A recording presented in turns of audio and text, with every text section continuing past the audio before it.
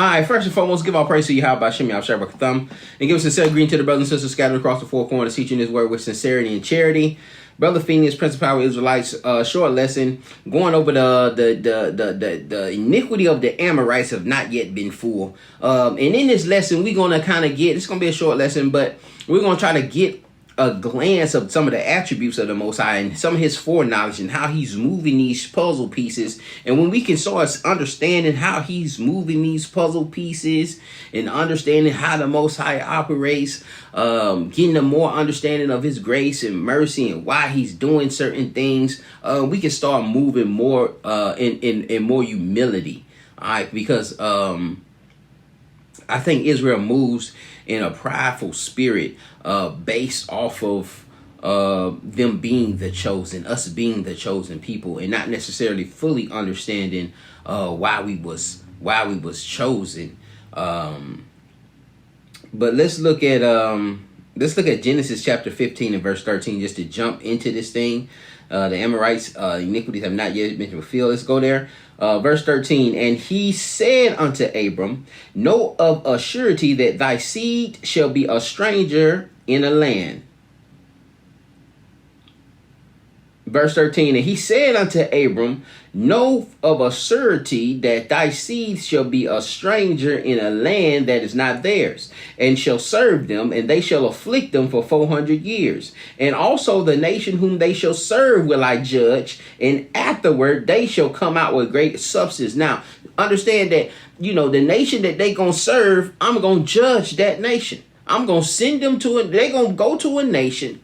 They're going to serve this nation for 400 years, and then I'm going to judge this nation, meaning all these things have already been written out. All right. All these things have already been put. I'm telling you what's going to happen. I'm already telling you what I'm going to do. All right. They already know it's 400 years there. And when they get up out of there, I'm going to judge that nation that held them there. All right, and then I'm going to give them, I'm going to give your seed a great substance when they're leaving out. Verse 15, and thou shalt go to thy fathers in peace, and thou shalt be buried in a good old age. But in the fourth generation, there shall come hither again, for the iniquity of the Amorites is not yet full. All right, the iniquity of the Amorites is not yet full. And then we see also that it's pretty much saying that they haven't sinned enough to get their punishment, but they're going to get their punishment. All right. Once that iniquity is full, they will receive their punishment, and so I'm going to punish them too. And these are the Canaanites. All right, the Amorites are Canaanites, and this is pretty much why you went into the land of Canaan. All right. So once the iniquity of the Amorites or the Canaanites was full, then I'm going to send this nation. I'm going to send your seed to take over their land. All right. So we see that the Most High is punishing these nations, right? But he's having to use a nation to go in to punish these people and to replace them in that promised land, to replace them in the land of Canaan, in that land of milk and honey. And so when you go through Genesis, and a bulk of Genesis is made up of the story of Joseph, and all the things that happened to Joseph, him having a dream that caused his brothers to be jealous, of him being cast into slavery, him being cast into prison, him ultimately going into, entering up to the courts of Pharaoh and becoming of leadership amongst the Pharaoh, amongst Egypt, and being this great leader, being brought up to this great position, second in command. All of these things happen they're not coincidental. These things aren't just random acts. This is the Most High pretty much drawing the map for Israel to come into Israel. Right? To come into Israel. All of these things aren't just random. They ain't just, oh man, this happened. He picked up here. And we have to understand that. We have to understand that while we're living out our decisions that we're making, the Most High is already written. And that's kind of hard to grasp. It's going to be hard to grasp for a lot of people. But while we're living out the decisions already written. Okay, and like I say, that is it's just hard. We're living out decisions, all right, our conscious decisions that have already been written. Let's look at Exodus chapter 9 and verse 14 to delve a little further into this thing so we can understand why he's doing this. Now, he's leading us into Egypt to bring us to the center stage, because Egypt is the center stage. Okay, this is the center stage. And he wants I ain't gonna give it. Let's read this right. Exodus 9 and verse 14. Exodus 9 and verse 14. For I will at this time send all my plagues upon thine heart, and upon thy servants, and upon thy people, that thou mayest know that there is none like me in all the earth. All right. So now Israel is in this in the page. Like I said, we went through Joseph, but now Israel is in Egypt, serving these 400 years, like he promised to Abram that his seed shall be. And then we see the Most High putting these plagues on this nation, to make sure that they know that there is none like me. These certain plagues, these aren't just random plagues. All right, these are plagues to mock the deities that Egypt was serving, and so now he's mocking them, and at the same time he's exalting his name throughout the earth, like, because Egypt is this great stronghold, this great centerpiece throughout the world.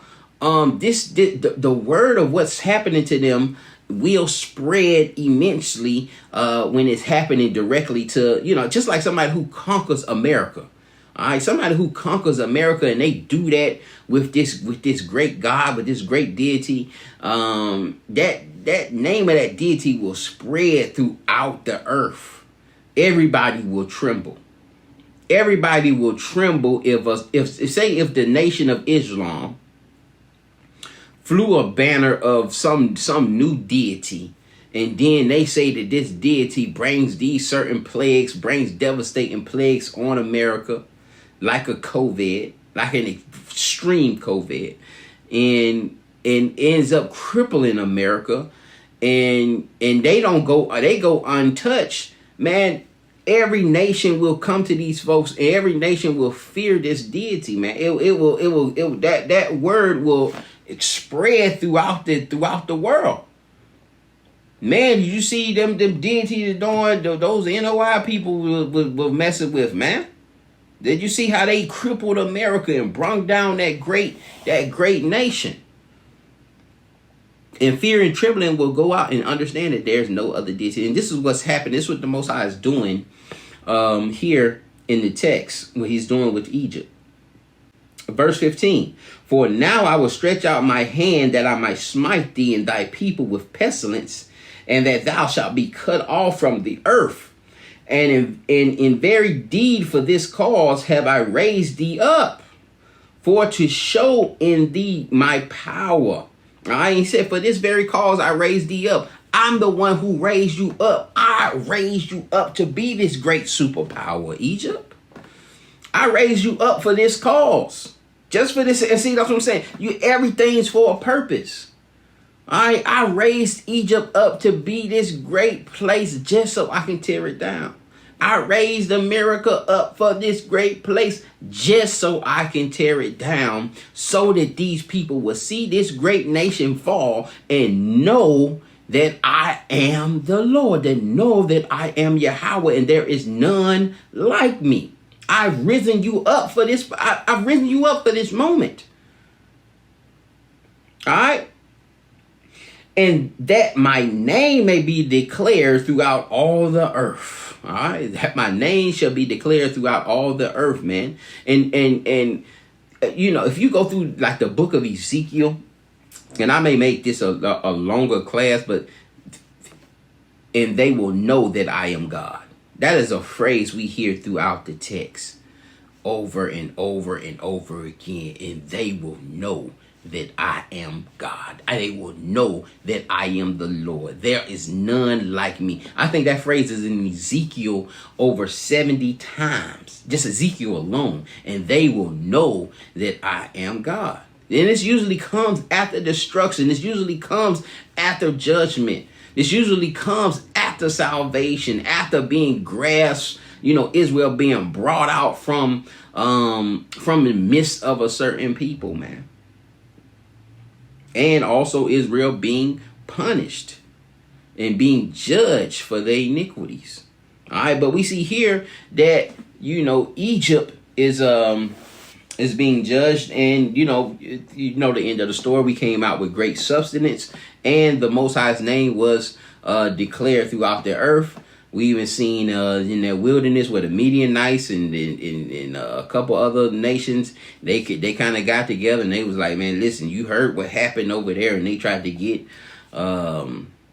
Balaam to curse Israel.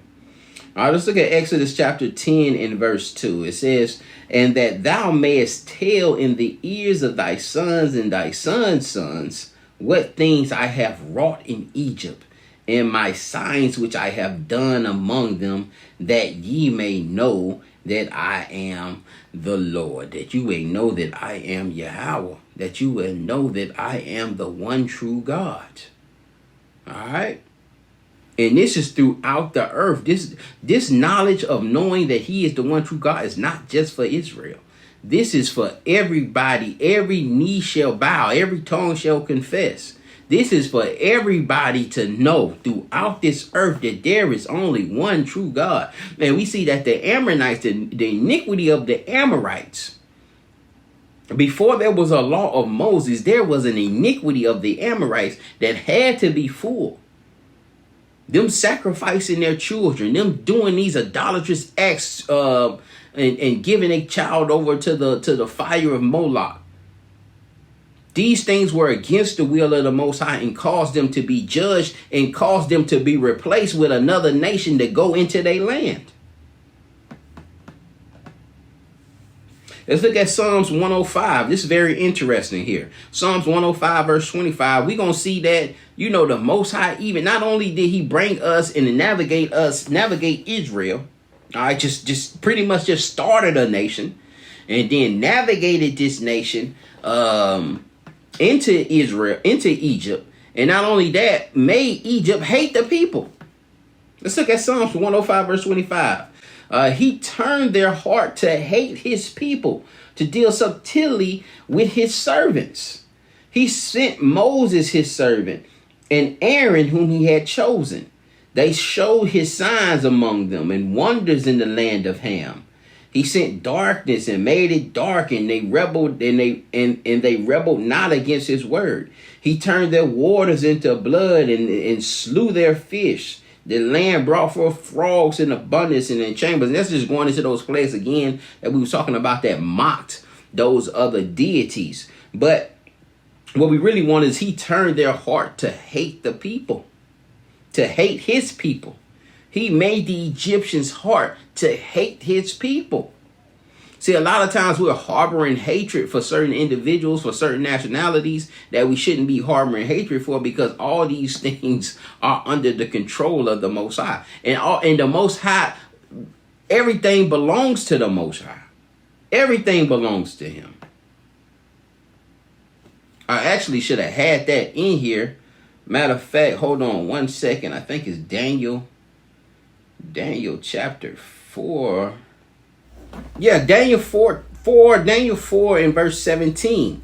It says, this matter is by decree of the watchers and the demand by the word of the holy ones, to the intent that the living may know that the Most High ruleth in the kingdom of men, and giveth it to whomsoever he will, and setteth up over it the basis of men. And he's telling Nebuchadnezzar, like, listen, man, he get this thing to whoever he want to give it to, man.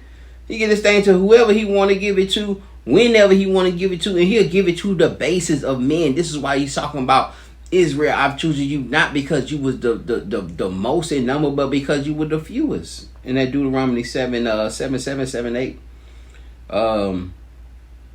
But we have to understand that. All right, we have to understand that. We'll close out with this Deuteronomy chapter 9 and verse 4. It says, speak that not thou in thy heart, after the Lord thy God hath cast them out from before thee, saying, For my righteousness the Lord have brought me in to possess this land. But for the wickedness of these nations, the Lord doeth drive them out from before thee. All right, it says, but for the wickedness of these nations, the Lord doeth drive them out from before thee. So the iniquity of the Amorites is what drove them out.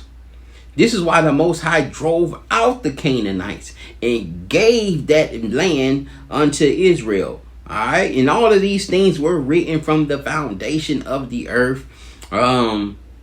But it kind of humbles you a little bit to understand that you're a tool to exalt the Most High's name. This thing isn't really all about Israel. This thing is all about the Most High. It's all about Yahweh B'Shem.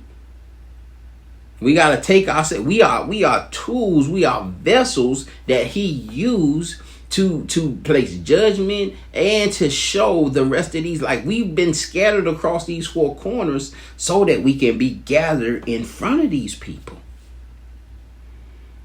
So that we can be gathered in front of them. So that they can see and know that he is God. Let's continue on. Verse 5. Not for thy righteousness or for the uprightness of thine heart doest thou go to possess their land, but for the wickedness of these nations the Lord thy God doeth drive them out from before thee, and that he may perform the word which the Lord sware unto thy fathers Abraham, Isaac, and Jacob. Understand therefore that Yahweh thy Elohim giveth thee not this good land to possess it for thy righteousness, for thou art a stiff-necked people. I didn't give you this land for your righteousness, but I gave you this land because I was wanting to punish these people. I'm finna punish these people and get them out, but I didn't give it for your righteousness because you are wicked people too. And that's why I done pulled you up out of there. And so until we humble ourselves down, man, and start operating in the spirit of humility, we can't begin to get to that point of crying out to the Most High. All right, we have to understand what our role is. And the ultimate goal of this thing is the exaltation of the Most High's name. He's doing this for his name's sake. I may come in and do a part 2 on this for my name's sake, maybe the next one. But this was just to give you just a little glimpse, just to show you some of the attributes of the Most High and how he's moving certain pieces, and just to get your gears going. And to get your spiritual gears going so that you can delve in a little more, so that you can want a little more, so that some of the answers, so that you can have some questions, so that you can start reevaluating some things. All right, I hope this thing was edifying to the body. With that, we say shalom.